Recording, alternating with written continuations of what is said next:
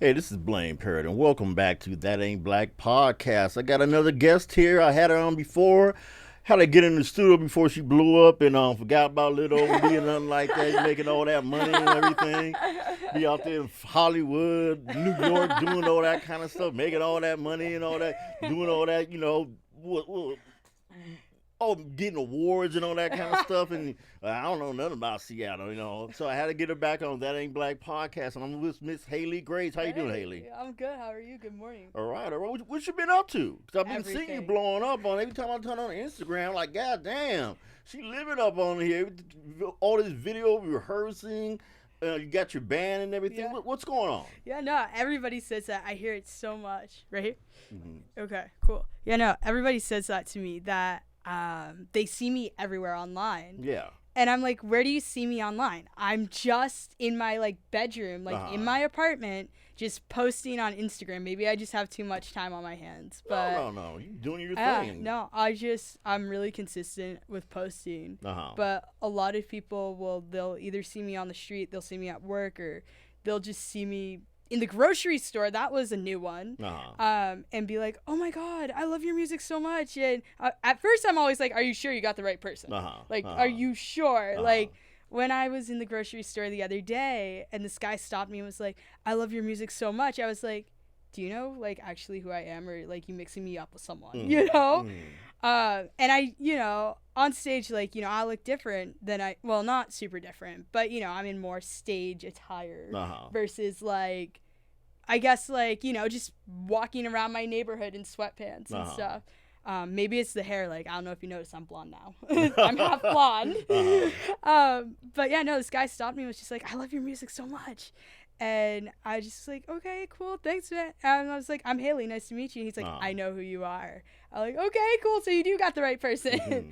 But yeah, no, I've heard from so many people that they see me everywhere on the internet and that I'm super consistent. And it's super validating to hear that so many people see that, because I definitely do try to put in that work of uploading as much content as I can. And I think I grew up in a time where social media became a very big part of our lives. Mm-hmm. And so I just learned quickly how to be super consistent in that kind of thing. Growing up, I had fan accounts of my favorite bands. Mm-hmm.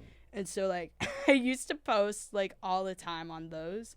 So I think just kind of that background knowledge and training I think helped, which is really crazy to think that at 13 I did something that could help me in my 20s. Mm-hmm. Well, that's good. Yeah. Now, how is the music scene here in Seattle? Is it growing? Is it small? Is it growing? Is it getting bigger? What's going on? I feel like it's definitely really starting to pop off. I'm really feeling like it's starting to pop off more and more each day.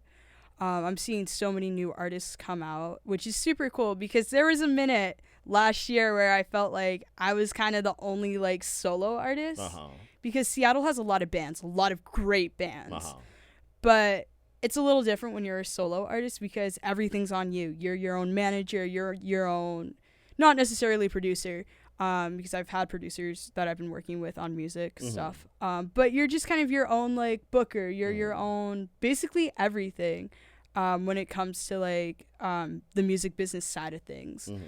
And so I feel like there was a lot of kind of I don't know, there's a lot of talk around me having producers and working with other people that were able to help me elevate my career in certain ways. And people would be like, yo, that's not DIY, And I was like, if I was in a band, maybe I could do the DIY thing a little more.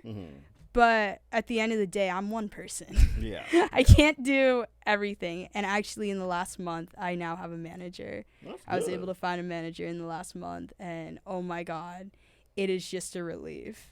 It's just one less stressor on me. So, yeah, I feel like seeing a lot of these solo artists come through and just starting to blow up as well is super cool to see, because now I feel like I can have people to talk to about these things, and I don't feel as isolated and sheltered. Yeah, so how's it being a black rock? The music you're doing, how are you getting accepted by your fans? Are they open to it? They're against it? They're so or what? Yeah, no, I feel like people are super open to it. I think the first time I realized that I had made some sort of impact was actually last month. We're in July, right? Yeah, we are. So June. I had showed up to Olympia to play Pride. And I had never been to Olympia. And a lot of people had warned me and said, hey, Hailey, Olympia is predominantly white, just so you know. Yeah. And, you know, Seattle also is, but, you know, Seattle's very diverse. And I grew up in a small town that's predominantly white. So, you know, I was able to put myself in that, like, headspace of, like, okay, this is what I'm going to do. This is what this is going to look like. And so I got there and I performed maybe, like, 4 or 5 songs. And I think the minute I saw, like, all these, like, young people just jumping up and down, enjoying my music, like, there were maybe, like, 5 or 6 people that I'm just going to throw a random number out here, but I think they were maybe, like, 16 or 17, and they had, like, the pride flags up, and, like, one of them had the lesbian flag up, which was super cool. And it was just really nice to see that, like, I was able to inspire the younger generation to, you know, just put themselves out there like that, you know, especially at Pride. I feel like a lot of times I don't always see, like, the change I'm making, but I always hear from others that I am making a change and that it does have impact. So how does the lesbian community how do they respond to you? Did, like, hey, we like you, she just phony, she just using us, you know, you know, she's jumping on the bandwagon, you know. Well, it's funny. I actually identified as bisexual for the longest time. Yeah. Like, I've always known I've been into girls, but I was bi from the time I was, like, maybe 11, and I knew from a very young age. Yeah. You know, because I feel like you can be attracted to people without, you know, wanting to hook up with them. Yeah. And so for me, I grew up kind of hearing that I had to, like, want to hook up with people if I wanted to know I was into girls, and I was like, no, that's not it. That's not it at all. And so yeah, basically at 18 or 19, I started thinking to myself, like, okay, I'm bi, but I'm more into women. Like, that's my preference. And then this year, like, I think it was back in March, I finally said to myself, I was like, Hailey, you're lesbian. Like, get over it. Like, stop hiding behind the bisexual title. And so it took a little bit of time for me to be okay with the L word, as we like to say in the lesbian community. For those of us who go from bi to lesbian, the L word can be scary just because it's a new title. It's a new label, you know, and labels at the end of the day don't matter. But it definitely was nice to give myself a label that felt fitting to who I am and where I am right now in life. You know, maybe over time that'll change, but I'm at a point now where I feel like I'm really who I am. Like, I feel really authentic. I don't know how the lesbian community out here feels about me. I really don't. I think, I feel like, I guess the best way to put it is, you know, like a poster child or whatever. Yeah. I mean, I feel like, you know, the queer community overall, you know, feels good about me. But I actually haven't, like, tapped in too much to, like, the lesbian scene. I haven't been able to find that, like, niche of lesbians. That sounds so weird, but I haven't found, like, you know, I found a lot of people who are queer and, you know, non-binary and, you know, a lot of people just who are in the queer community. You know, yeah, I feel like it's one of those things that I just need to go out and get out of my apartment and go find. I know there's a lesbian community, I think they're called, like, the Sapphic Party, and Sapphic's another term for lesbian. And those have been happening over at, like, Supernova, and I guess they had one literally across the street from me over at, like, Chop Suey. And I really do want to go to one of those and just see what it's like, just to be in another room full of women. All lesbian women. Oh, okay. Because I know you played a block party. We talked before at the interview and stuff like that. And how was the crowd reaction and stuff like that? Oh, my God. It was so crazy. Block party was insane. I got added on the lineup super last minute. It was very unexpected. I work over at Cafe Racer, for those of you who don't know. And my boss, Jeff, he said to me one day after shift, he was like, hey, what are you doing, that week of Block Party in July? And I actually was thinking about going home that week instead of this week to go see my family. And so I was like, well, I might be headed home. I don't know what I'm doing. He was like, you want to play Block Party? And I was like, of course. So that's kind of how I ended up on that. And so about 2 or 3 weeks ago, the lineup came out. And it was not only 50 new, bands were added, but it was 3 or 4 different stages. Wow. Yeah, they had added Cafe Racer because Cafe Racer is new to that block. They added Vermilion, which was super cool. And they also added Wild Rose, which is the lesbian bar. They added Wild Rose, and I think there was one more bar they added that is not coming to me off the top of my head. Cha Cha. The Cha Cha Lounge over in that area on Capitol. No, I definitely know Wild Rose. Yeah, I remember it's kind of right funny. near I got Wild a little Rose. funny thing about that. I remember I was passing by and there's some women there. Some bad bitches in that motherfucker. Yeah, I know, right? And I said, let me go up here and try to get me some. Yeah, stuff. right? I was out there kept on getting turned out. What the hell's going on? I said, man, stuck up holes and stuff. This is a lesbian bar, you fool. I'm like, well, okay. I got my pride back a little bit. Okay, cool. That's why I got turned out. All right, cool. I thought my game was weak, but no. Yeah. I didn't know. I was like, bad women up in there, man. Yeah, no, they're really pretty up there, aren't they? Yeah. Beautiful. We love to see it. So, are you working with any other bands or anything like that? You just doing a solo thing or what? Yeah, no, I'm solo artist. I have a lot of different people come in and play for me from time to time. Right now, I have a pretty solid band that's been playing for me for about a month or 2 now, and that's the most stability I've had in having players playing for me, which is super awesome. My drummer is actually going to be headed off to college though soon, so I have to find a new drummer.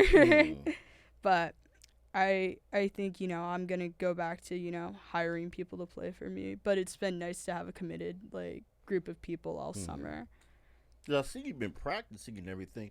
What's your fan base like? Are you popular around the world, or just here in Seattle, or will you get your downloads, whatever like that? Can you track where your fans are at and stuff like from where? On Spotify, you can track with Spotify artists, which is so cool. You can track with Spotify artists, and it tells you not only your most streamed songs, but it tells you where your songs have been streamed most. I would say I have a solid following in Seattle, but I think Tacoma is actually more where I have a following. I played a show in April. I think it was April. I played a show in Tacoma, and I was opening for Skating Polly. And that show was just really stressful for me overall. I had to fire a drummer on set. Wow. That was the most stressful thing I think I had ever done. And so, basically we went on stage, and it was the guy playing guitar for me at the time and my bass player who's still with me. And we went on stage and we used backing tracks and we made it work. We made that show work. But that show was the first time I had been in a packed room with people screaming. I think there were a few people crying over me. Wow. There's just so much fan interaction that day. I had never seen anything like that, for myself before. I was blown away. And I was just opening too, so I think they really fell in love with my music and show right then and there. Wow. And it was the first show my bass player, Andrew, I think had ever played with me at as well. So it was good to show him, to be like, hey, this is what you're getting yourself into, man. But yeah, no, it was a super great show. That show will always be special to me. Wow, what about other black rock guys? Are you guys gonna have a union or something like that? Get together and go on tour or anything like that? Because I know Yeah, they had another group I've seen on TV that they call Edmonds or whatever, yeah. and I was like, wow, they're doing their thing. And when I do my research to get new guests on my show, there's a lot of black people doing rock. Well, are you guys all together or what? What's going on here? We all support each other. I Okay, think we all very much support each other. You know the band Black Ends? yeah, So Nicole's literally like a mm. sister to me. Uh-huh. They're literally like an older sibling to me. Uh-huh. I love them to death. Uh-huh. They're a very, very close friend of mine. So, Nicole and I obviously interact. Maya Marie, Never heard of her. she's so cool. Uh-huh. She is an amazing singer-songwriter. She also works at Cafe Racer with Uh-huh. me. And she's also like an older sister. She's more like my mom. Yeah. Nah, I love her to death as well. And she's another great rock artist here in Seattle. Black Tones, Eva. Yeah. Uh-huh. Eva's been a great mentor to me. Uh-huh. Her twin brother came and saw my set over at Block Party. Well, that's good.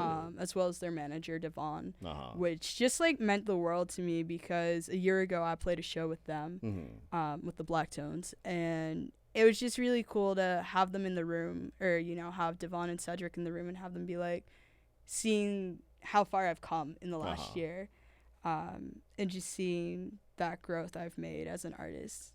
And that's one of my favorite things is when I have like mentors, people I work with musically, and just like friends in the crowd, having them see the growth just from time to time has been just wonderful, I think, for me. Like, it's validating almost. Yeah. That's good. Now, you got any more projects coming up? Any new songs, anything, or what? I've fallen behind. I've been insanely overwhelmed. I've been feeling very stressed out, just about like where I want to go in life. Not where I want to go, but like what my next steps are. I feel like I've done really good in Seattle, but now it's like, okay, what's next? Like LA, cool. But then what comes after that? I've been sending my stuff off to a few record labels. And, I haven't heard anything back yet, but I've been thinking like, okay, cool. If all goes well with them, what do I do next? Wow. Like, what's my next thing? And that's kind of scary for me in some ways. Not scary, but it just feels like, oh my God, okay, cool. I've achieved all I wanted to at 21. Okay, what do I do next? Like, what's the next thing? And so, just having a plan in place. And I've been working with some great people on helping me, like, overcome those anxieties and just, like, overcoming those fears of the future, I guess you could say. And just knowing that, like, they're right there. I have a great team of people that I work with on a lot of music things. And they're always, always willing to talk with me, which has been really wonderful to have that, like, open communication. They've always been willing to talk with me, like, whether it's just been a bad day for me with, like, my mental health, or if it's, something I really need advice on musically. Everyone's been really cool about just being there for me when I've been struggling. So I know you play guitar, right? Yeah, I do. Yeah, you see you got like 6 or 7 guitars or whatever? I think so. Wow. I think I'm on 6 or 7 now. I think. Yeah, I haven't bought a new guitar yet this year.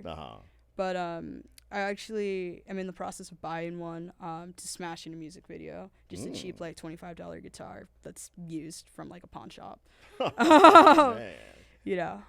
So I'm thinking about doing that and getting that together at some point soon. Have you played any concerts like back east or in LA or anything like that? I haven't played any shows really all that much back home. Not sure when this interview is going to drop, but next week I'm going to be playing a show back home in Maine, over at a bar called Schooner Landing. I played there when I was 18, right before I moved and went off to college. Last year, I went home for about a week or so, and I played a few songs there inside their bar as well. And now I'm going to be playing outside the bar, which is super cool. It's for my high school, like, alumni, like, music festival thing. I'm not entirely sure what it is, but I know it's definitely a lot of musicians coming together and playing. And there's a very popular classical singer coming through. Her name's Kate Aldridge. She's gonna be playing. And I think a lot of other local bands are gonna be playing on that lineup as well. My guitar teacher I had growing up, he's actually organizing it. His band The Gulch is gonna be playing too, and they're actually gonna be the ones backing me up.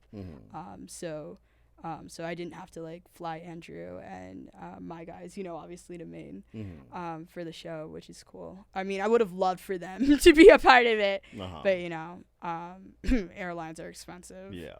And so so it's cool to have a backing band back home for the show. And that's something I'm excited for, and I'm excited to just like kind of bring like that energy from like Seattle to Maine, just so the people I grew up with and the people that watched me grow up and that I spent time with, I'm excited for them to see just the growth I've made, not only as a musician but as a human as well. Yeah. Cause were you out then when you was back I in out? high school? Did Yeah. you know about it or anything like that? Was I out to spy or whatever like that, or? Yeah. You said it was kind of conservative, and Yeah. No, I actually surprisingly I was out at Spy. There were a few female partners that I was very quiet about. Yeah.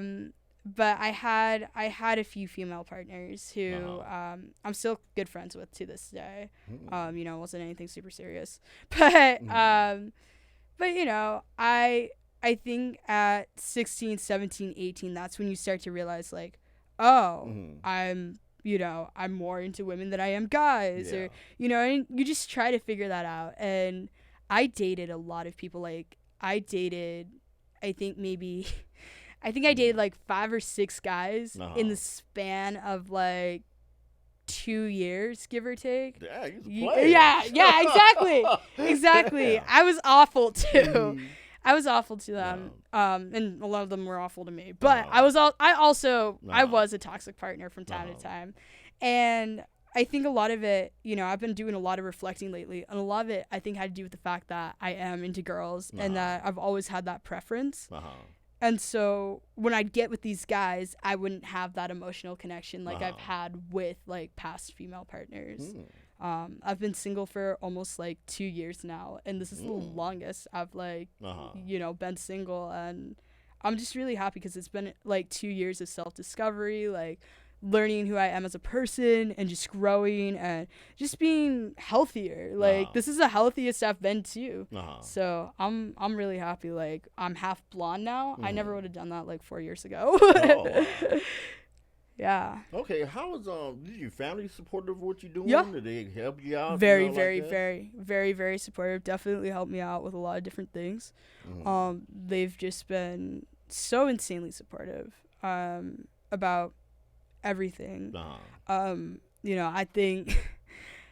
think for them it definitely may have been not a hard adjustment, but just a kind of sudden adjustment of me, I guess, like having a strong sense of identity, sure, but like being like, okay, I'm gay and I'm in your face about it and deal with it. Okay. Like they've always been accepting, but I don't think they were ready for me to be like, okay, I like girls and I sing about women, and I think they knew because I've had, like I said, I've had a few female partners that they've known about, but I don't think they were ready for me to just randomly wake up one day and be like, okay, I'm gay and I'm out there, and if the world has a problem, okay, cool. I think it was a little scary for them to be like, oh, okay, how's the world gonna treat my daughter now? I can see that from their perspective. That's cool. Now, where do you see yourself like 5 years from now or whatever? I hope I'm touring, making more music, performing more and more, and just living my best life. It's actually funny you say that because I was thinking about recently a math assignment I did in high school. I took personal finance. And one of the questions was, where do you see yourself in 5 years? And I think on the paper I wrote like performing and, making music, but I didn't know like how or the extent of what that was going to look like for myself. I thought, okay, I'm just going to play guitar for people. Like I do session work for people from time to time on guitar. And I thought that's what it was going to look like. And then 2 years later, that changed, wrote my first song, and all of a sudden, what I tell everybody is it was like all of a sudden I went to bed one night and the next morning everybody in Seattle knew who I was, is what it felt like, at least on the internet. It was like I think I had just played Taking Black Pride, and the next day I made the cover of the Seattle Times. Wow, that's really impressive. That's very impressive. Like, I remember waking up in my apartment, and I had a friend over, and she had, she had stayed with me for the day, and I remember waking up the next morning, and we had gone out to breakfast together, and I was sitting, at the table with her, and, we're just scrolling through, like, our phones, and my phone would not stop blowing up.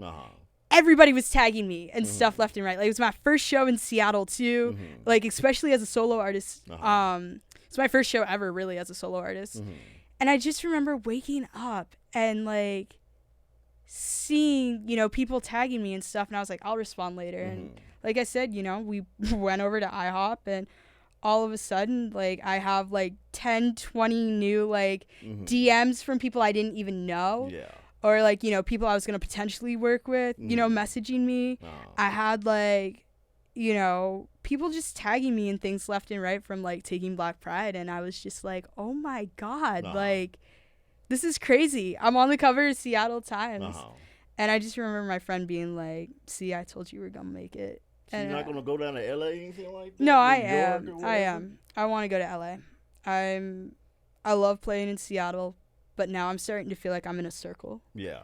I feel like this thing that happens to a lot of artists, and a lot of us have been talking about this, is that a lot of people in Seattle get stuck in this loophole that's Seattle. Because maybe it's because they're on top. Maybe it's because, things are just going really well for them here, which is great. Yeah. But a lot of times people don't want to venture outside of Seattle.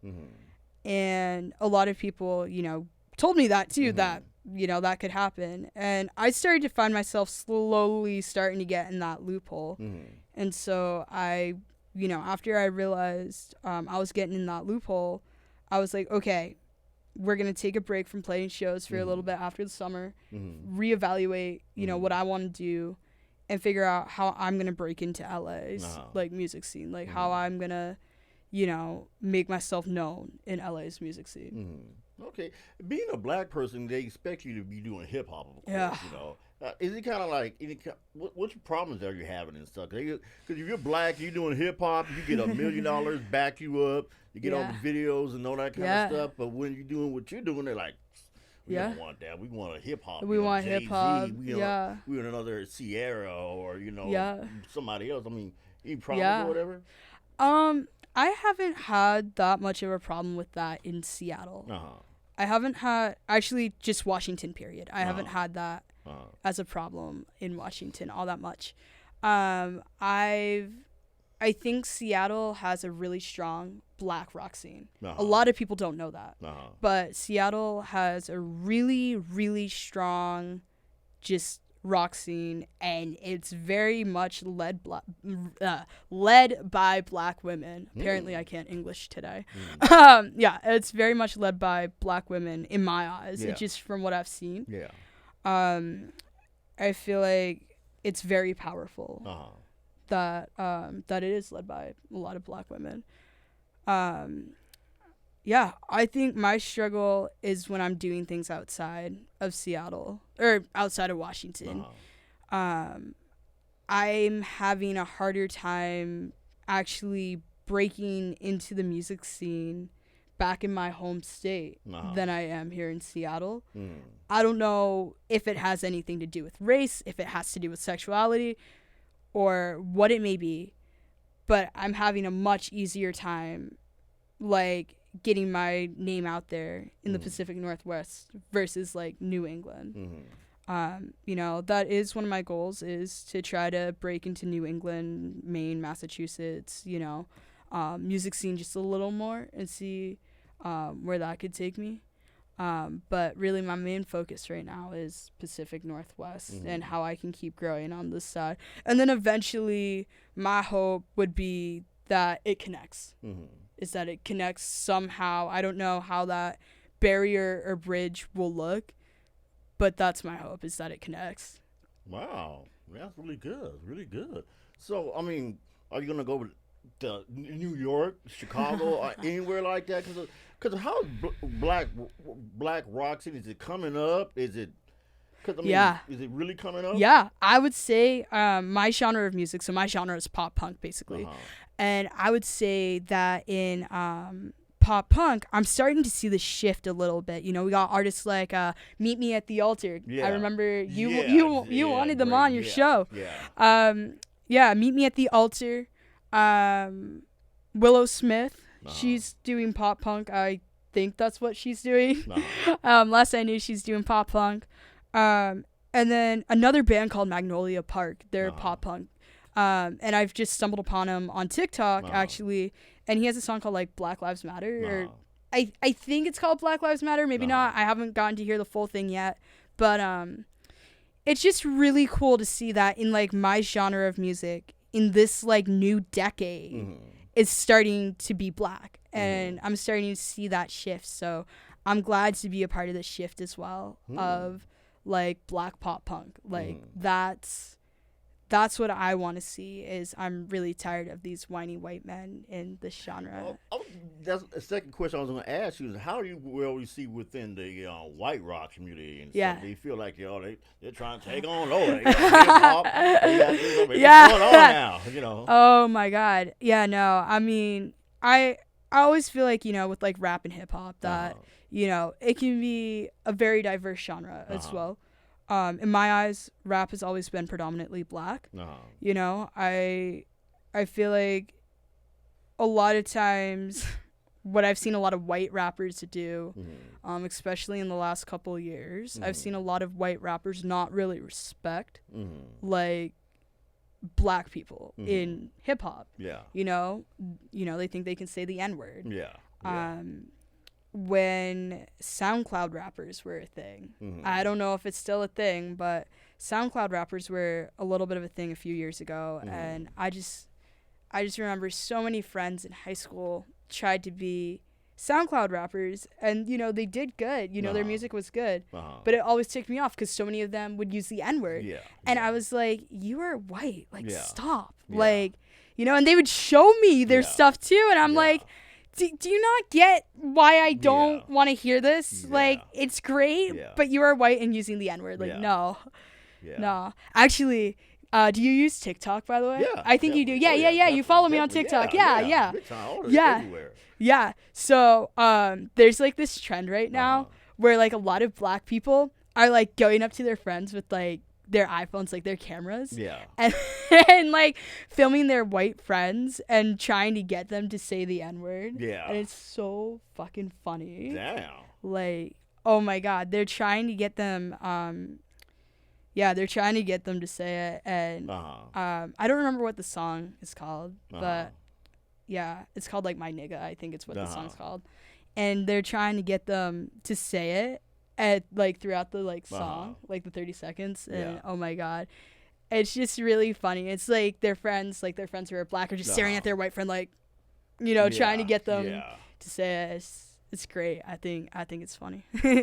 But it definitely has been kind of cool seeing other people use that same song and you know, share their stories of like growing up in like a white neighborhood and be like, yo, I grew up with like all these white people saying nigga as well, like. So it's just cool to be able to relate to people like that.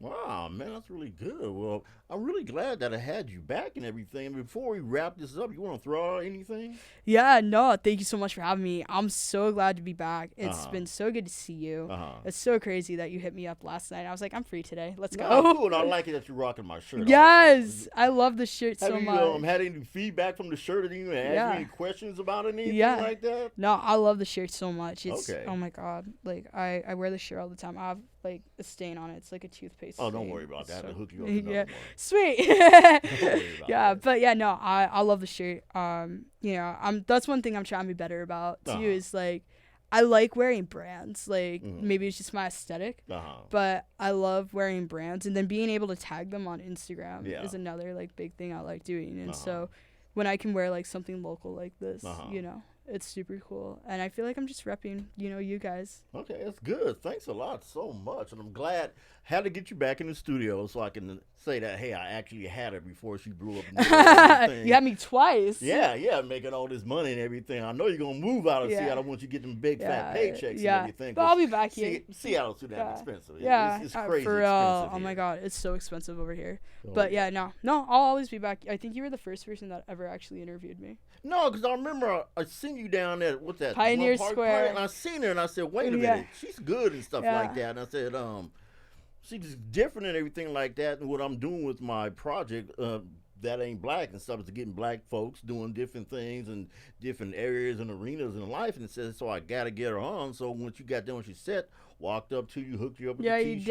did. Said, let me get you on the show and stuff. And yeah, you've been tracking you along ever since then, and you're really doing big. You're I really think doing you big know. things. You know what's really funny is the only reason I remembered it was at Pioneer Square Uh-huh. was because Facebook reminded me this morning Oh, okay. that I played Pioneer Square Yeah. like a year ago. Yeah. But I remember meeting you there. Uh-huh. And we talked. I remember we talked for a little bit. But Uh-huh. yeah, it was super cool. And you know, I think just being able to grow as an artist, like I've actually recently, what I've been doing is I've been taking some videos and putting them side by side, Uh-huh.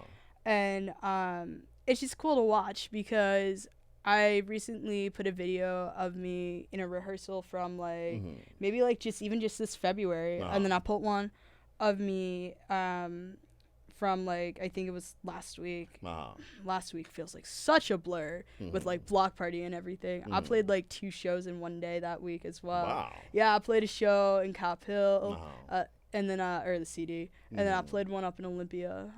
And I had a rehearsal earlier on in that day too. So Wow. it was a lot, but yeah. So basically, I put just like a video of me in a rehearsal from like February Mhm. of this year, and one of like July of this year, like a week or 2 ago, Mm. and just to see the difference in not only my singing Mhm. but in like my stage performance Mhm. was crazy. Mhm.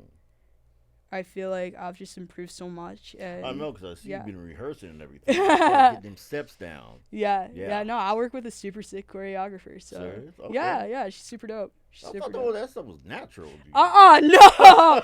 Oh yeah, no. I honestly, like, if you were to ask her, I swear to God that she would probably tell you that I was not moving at all when we like first started working together. Wow. Yeah. Yeah. Sheesh. No, I like the show you came to like back in July of last year. I was kind of like, I kind of was moving. Uh-huh. I kind of knew what I was doing. Uh-huh.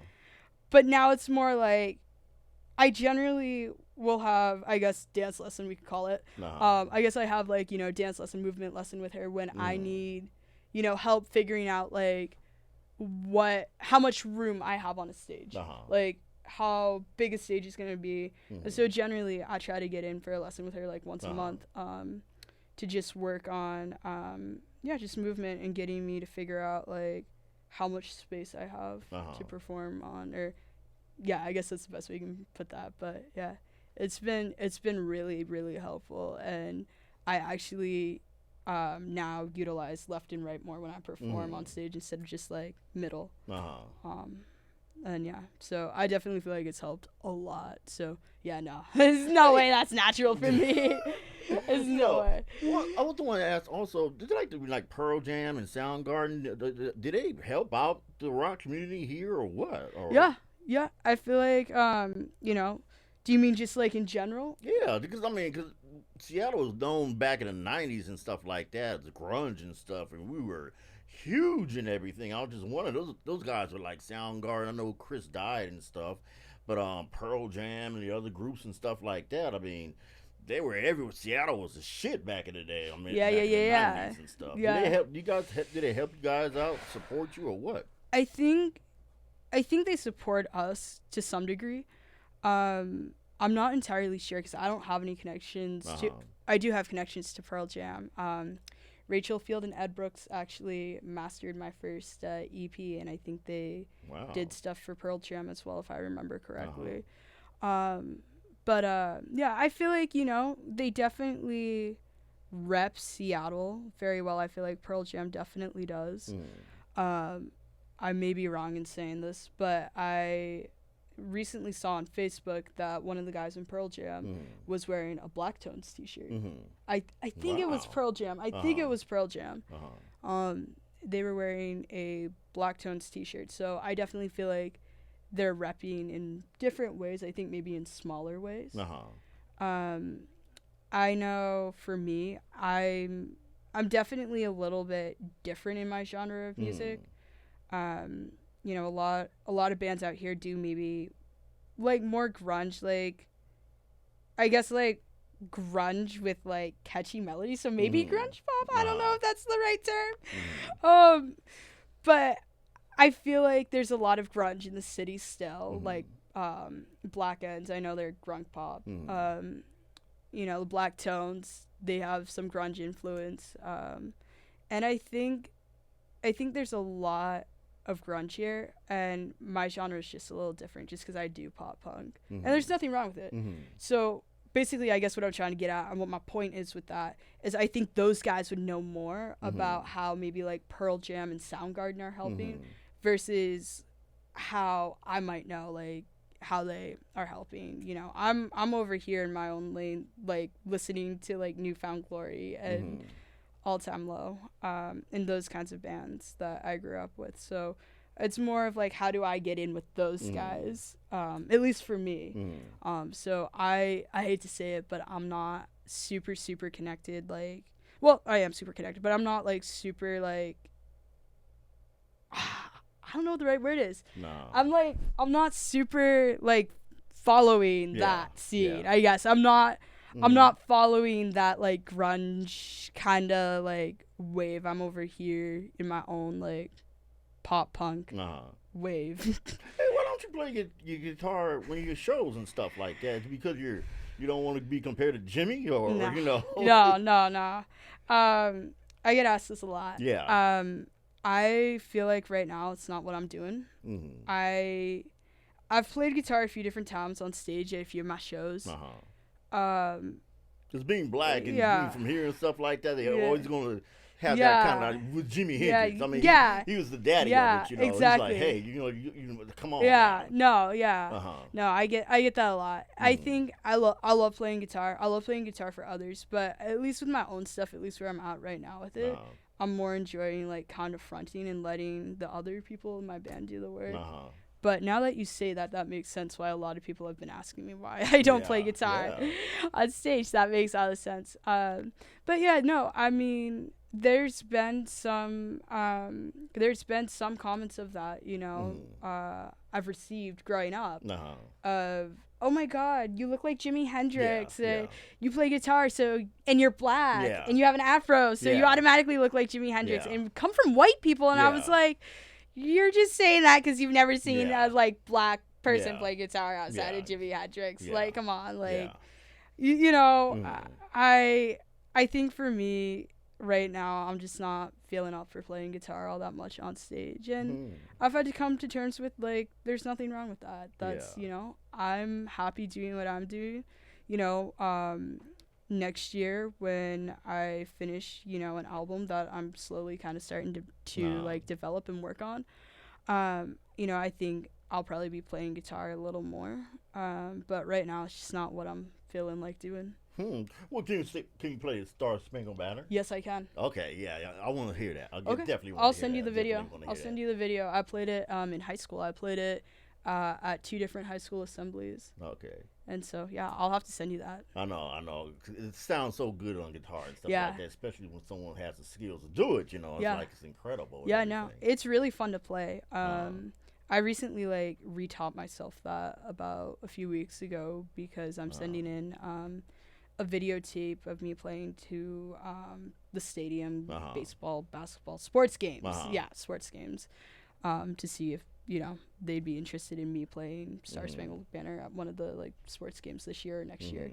Yeah, that's good. That's really good. Well, thanks a lot for coming on back and hooking me up with it. It was just last night and stuff like that. I hit you up on Instagram. You hit me right back, and we're here in the studio today. And thanks a lot, because I know you're going to do good. I know you're going to do really good and stuff like that. Because we definitely have seen your talent and everything like that.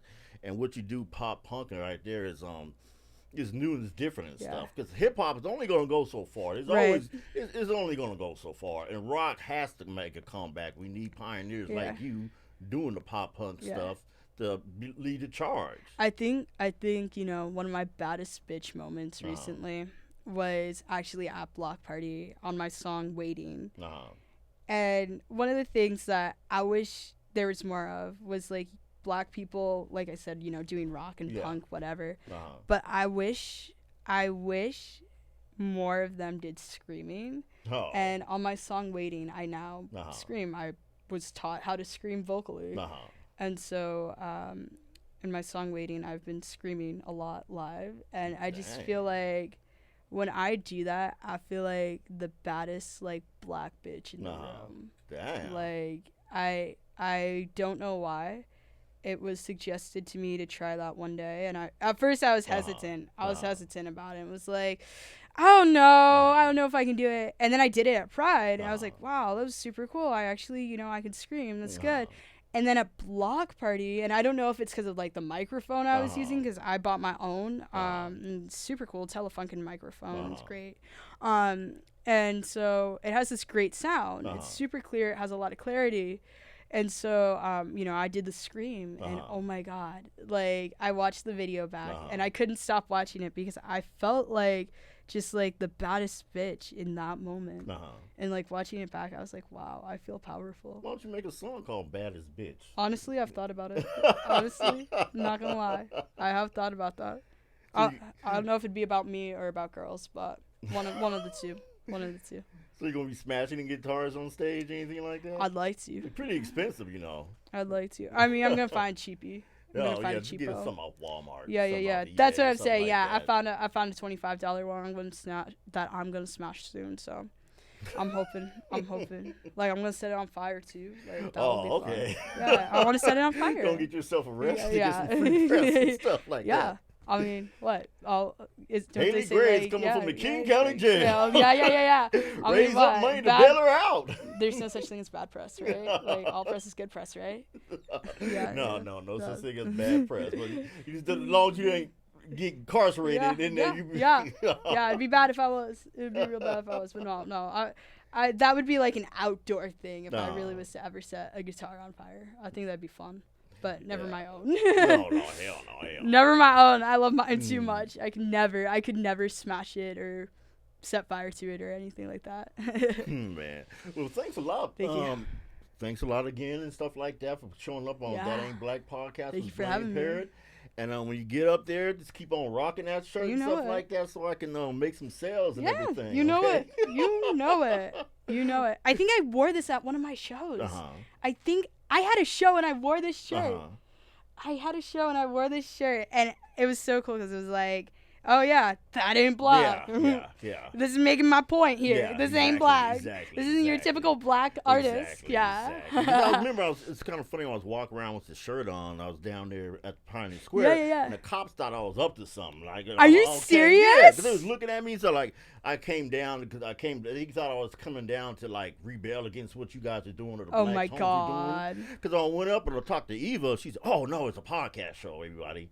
I'm not down here being an asshole my or God. being a jerk or something like that." But yeah, because they thought I was walking around because I was waiting for Black Tones to get on and stuff like that. And they, why you wearing that shirt? And the guy had reported me to the Ew. police. And I said, I'm down. Here's my podcast, and I told them about it. And I guess they had told even them they thought we was I was doing up to something no good or whatever like that, being an asshole or something No. like that. But when I That's came up so and I talked to Eva gross. and stuff like that, she said, "Oh, you're a podcast show." I said, "Yeah, this is my podcast show about black people doing different things that Yeah. aren't considered black." Yeah. And you know how it is nowadays. You gotta get yourself out there and stuff. Yeah. Be a jackass, be a nice guy. You ain't gonna get shit. Yeah. You be an asshole and something like that. Next thing you know, you blow up and stuff. Yeah. So that's why I want to keep the name and stuff like that. That Ain't Black podcast or That Ain't Black, and because Yeah. it goes here, it shows you that black folks are doing a whole lot of stuff. We are. A whole lot of. They got some black people doing some country stuff. I know. A lot Like of, it Lil was Nas, amazing. let's Like, go. I Yeah. was like, God damn, there's a whole lot of brothers doing good. Yeah, too. no, I'm here for the black country music. Yeah. I'm really like here for it. Like I'm not a huge fan of country music, like a little bit, but Yeah. oh my god, like I'm so here for like Lil Nas X and like all these other like black country artists coming in and coming through. Yeah, because I was amazing, doing good too. They got one guy, Kane or whatever. Yes, like that. yeah. Dude, he's selling out concerts left and right. And now they had another guy got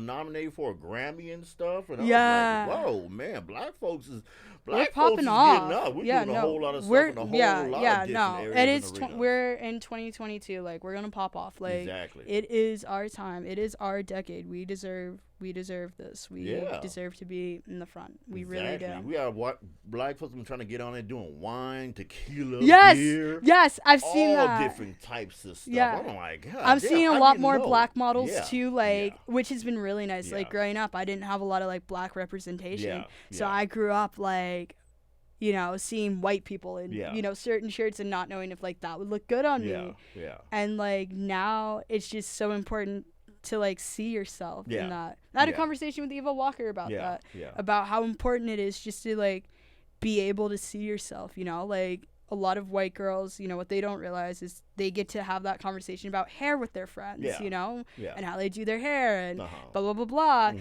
And now, like, I get to have those Yeah, conversations exactly. with my friends who are Exactly. black. Exactly. And it's just, I've never gotten to have that. And it's just so nice that we can, like, have those conversations with each other and Mhm.